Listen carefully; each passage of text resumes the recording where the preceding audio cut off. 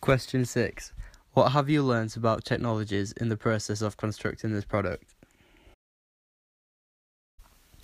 Before beginning the course, I already had a fair knowledge of Photoshop because I use this software for photography and image manipulation, as it's something that I've always practiced for fun and generally as a hobby. I use this software in my preliminary task for the potential main cover images, mainly for recoloring and cropping. In my main task, however, I used Photoshop on every image that appeared on my magazine. I wanted every image to fit into the pastel purple, blue and pink colour scheme that I had made. So I used the selective colour tool on Photoshop to make the particular colours I wanted more vibrant, as well as sometimes adding to the colours. With black and white images, I increased the contrast heavily to give them a more punk music aesthetic. Adobe InDesign is a new software that I'd never come across previous to the course. In my preliminary task, this was the first time that I'd used it.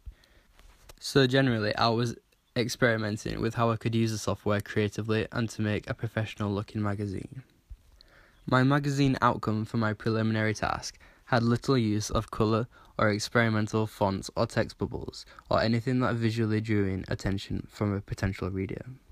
In my main task, however, I exploited all of these creative outlets to provide my magazine with a fun, artistic and colourful appearance that seemed professional and innovative. Advantages and disadvantages. For me, Photoshop was easier to use due to the experience I've had with it in the past. However, for somebody that has never used it before, there are so many tools and they really require experience to use them skillfully and to really get a good outcome from them. I think Photoshop gives a lot more creative freedom due to the many tools that can be used to manipulate photos and colours throughout a magazine. However, the software is not really as structured and it'd be much harder to actually put text into the page and line things up correctly. InDesign, for me, was fairly straightforward and there are not too many tools that you need to get used to when you start using it.